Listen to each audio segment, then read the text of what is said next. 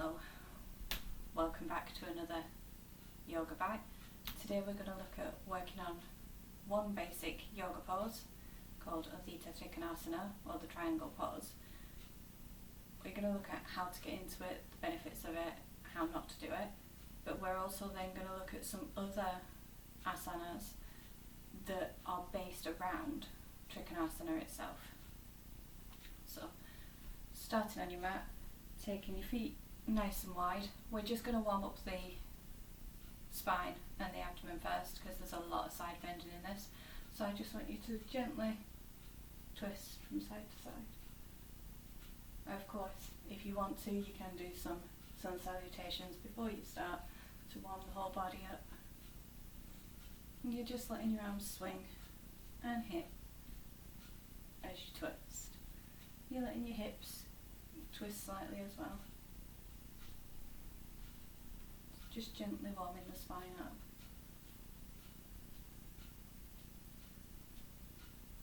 And then bring your arms out in front here. Flex and point the hands a few times, just warm the wrists up.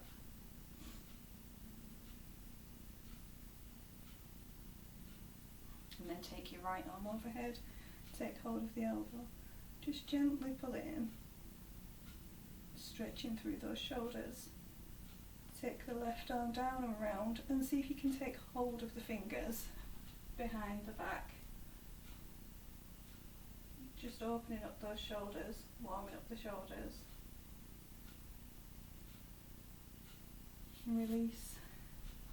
Bringing the arms out in front again, doing wrist circles this time. In reverse direction.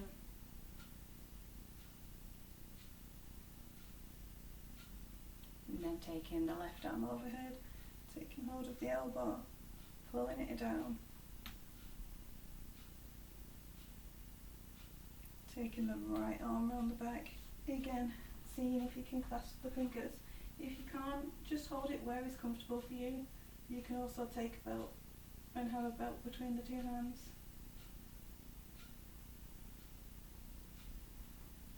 And release.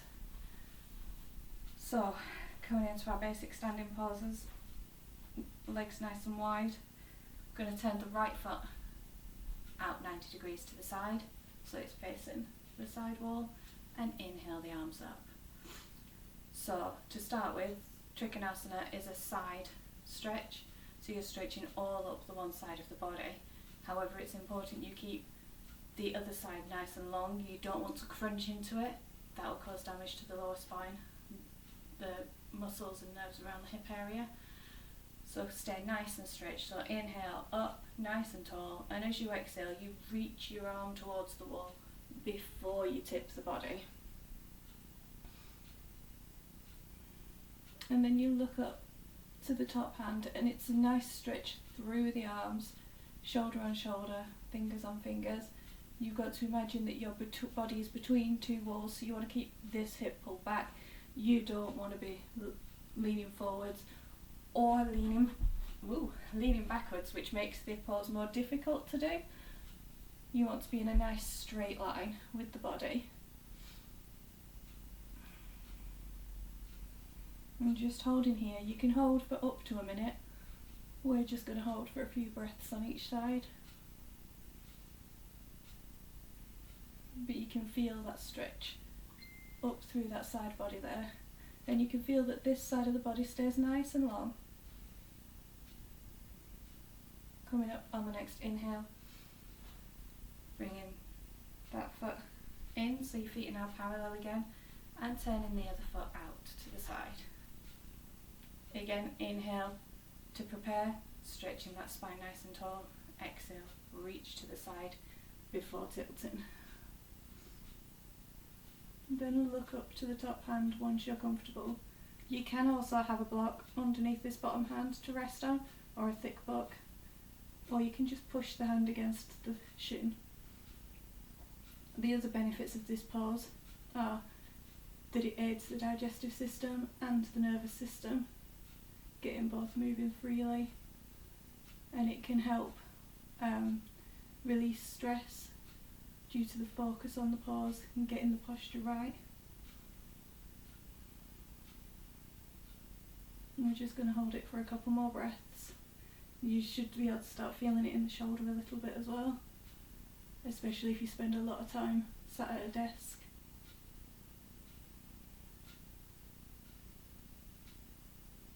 Inhaling up.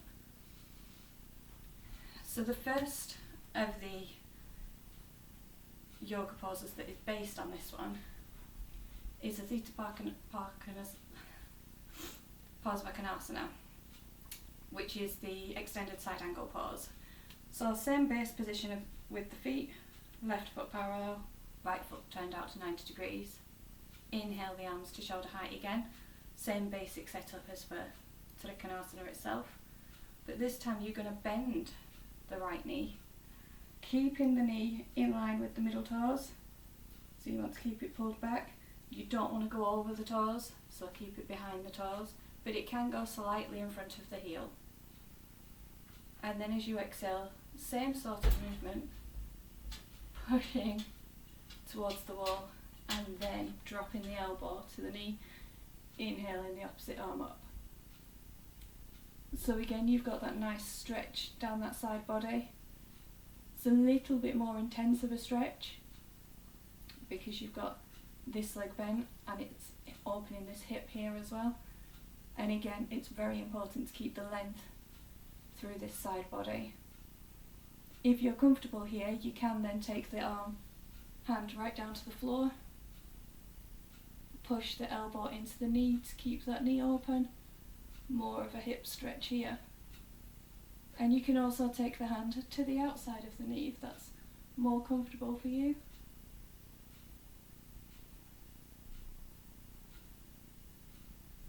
And inhaling, coming up, exhale, straighten the knee, turn the feet back parallel. That one's a much stronger pose in the legs, so it works the thigh muscles, the hips, so as well as giving that flexibility to the hip joint, mobility to the hip joint, it's also working the thighs and the glutes that help with hip flexibility. So repeating on the opposite side, taking that foot out to 90 degrees this time, bending the knee, taking the arms up to shoulder height. Make sure that your arms are shoulder height, your fingers are shoulder height, you're not holding them slightly high or slightly low. You want them to be nice and straight. And then exhaling, moving over, dropping the elbow to that knee, inhaling the arm up and looking up to the fingers.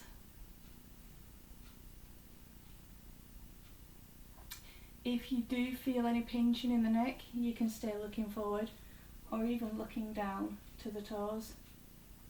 Whatever's more comfortable for you, you don't have to look up at the top hand. If you have issues with your shoulders or you find holding the arm up here it's quite difficult, you can take the arm down behind, which will still give you that nice shoulder open. And if you can take your fingers onto the top of the thigh. And again, you can drop your hand down to the floor for a little bit more of a hip stretch. Make sure the back foot stays connected to the floor all around the foot, so really push the outside edge of the foot into the floor. And then inhale, coming up. Exhale, straighten the knee, bring the arms down. So the next pose we're going to look at is actually one of the warrior sequences. So it does come under the warrior category, however it is based on this whole setup. So this back foot always stays parallel unless you're doing it as part of the warrior sequence. On its own, that foot stays parallel. So turn the right foot 90 degrees to the wall, bend that knee again, nice and deep. And this time we're actually going to turn the hips to follow that knee. Clasp the hands behind, inhale nice and tall, pulling the hands down to the floor. And on the exhale, you're just going to bend forwards, bringing the shoulders to the inside of the knee. This is known as the humble warrior. You take the hands up to the sky, Nice shoulder stretch. It's quite strong in those leg muscles, especially the hip flexor for this one. It's quite soothing in the head though, because the head's inverted. So it's a gentle inversion whilst working the body, which means it can help with stress. It can also help relieve head tension headaches, eye strain. Inhaling, coming up, leading with those hands to come up, and then exhale, coming back to centre, releasing the hands, feet parallel. Other side, turning the toes out, bending that knee, turn the hips, and then clasp the hands behind. Inhale nice and tall, and then exhale, folding forwards once again. Again, the back foot needs to stay engaged and active in the back leg, so you're pushing the outside of that foot into the floor. And if you want to, you can also have a block on the inside of your foot again to rest your head on.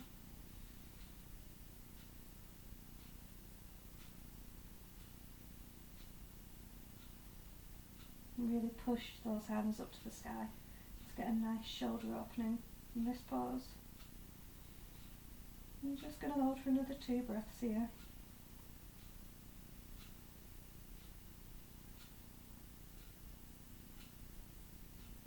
And then on the next inhale, lifting up, leading with the hands. Exhale, straighten the legs, release the arms, turn the legs back, parallel. So there are 2 more basic poses based around this base setup. So the first one is actually a Trikonasana in itself. The feet for this one stay parallel, and it's based on the basic Trikonasana pose, which we don't tend to do. We tend to do the extended, just because it's easier for our bodies to get into the extended pose without crunching. So we're going to do the revolved triangle now. So arms out to shoulder height. But as you exhale, you're going to take your left hand down to the right foot. So you're turning the body, so it's a nice twist. Still strong in those legs. You might find that you need to bend your knee. Do so if you need to. You also don't have to come all the way down, so you can have the hand just below the knee. And then take the top arm up. So for this one you won't be between the wall, but it's more of a twist with the leg stretch and the shoulder opener. Again, if you find it difficult to hold your arm up in the air, you can bring it down the side and just tuck it round to the opposite hip.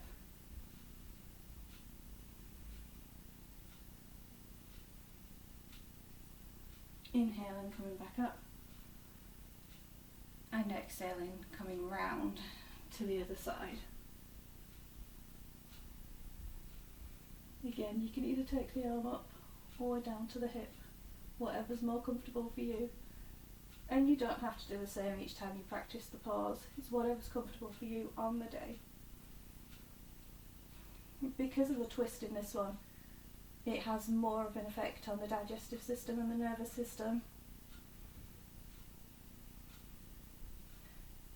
Because the twist is quite low, it can help release anxiety as well. As it said, we hold our emotions in our hip joints. Inhaling back up. Exhale the arms down. So the last pose we're going to do is a forward fold. So you just want to bring the legs slightly close together. Not by much, they still want to be over hip width apart. But probably a good foot in. So, going to turn the right foot out to the wall, 90 degrees again, turning the hips over that foot, and as you turn the hips, take that back heel out just slightly to make it easier to keep that foot pressed into the floor. Taking the arms behind you again, inhaling nice and tall, and you're going to exhale and just start to fold forwards. And what you want to be thinking of here is go slowly. You're trying to keep your back nice and straight, so you're aiming your chest to the floor and the hips up to the air, lifting the shoulders up, keeping the back nice and straight. And as soon as you start to feel the back rounding, come up just a tiny bit until it's flat again, and then hold here. So in the active forward folds, you really don't want to be bending the spine, because then you're putting extra pressure through the spine. You want to be aiming the chest to the mat in front of you rather than to the knees.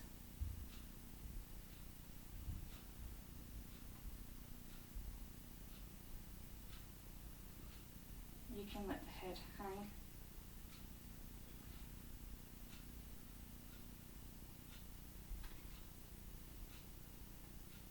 And then inhaling, leading with the hands coming up and coming back round to centre.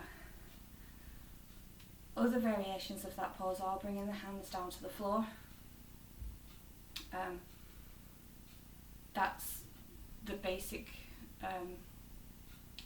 forward fold, mostly used for a yin yoga, a more passive style of yoga, because it doesn't have the shoulder opening.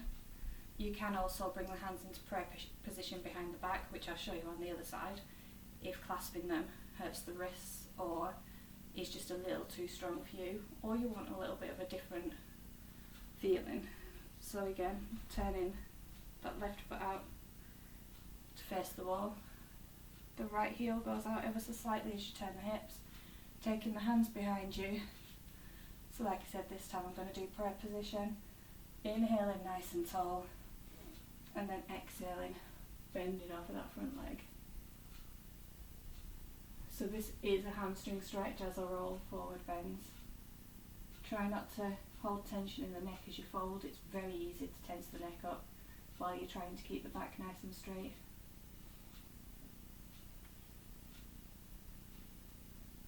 And just relax into the pause, breathe into those hamstrings.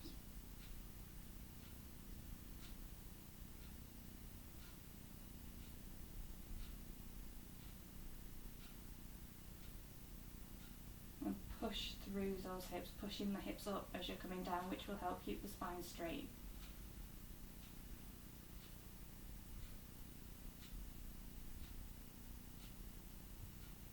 And then coming up on the next inhale,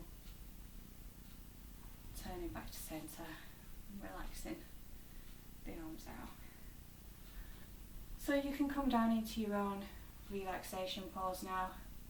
Just take a few moments in child's pose, corpse pose, just letting the effects of the practice sink in and feeling how that feels throughout your body. As you work through the poses, you really want to be noticing where you're feeling things in your body and adapting the pose ever so slightly so that it doesn't feel painful.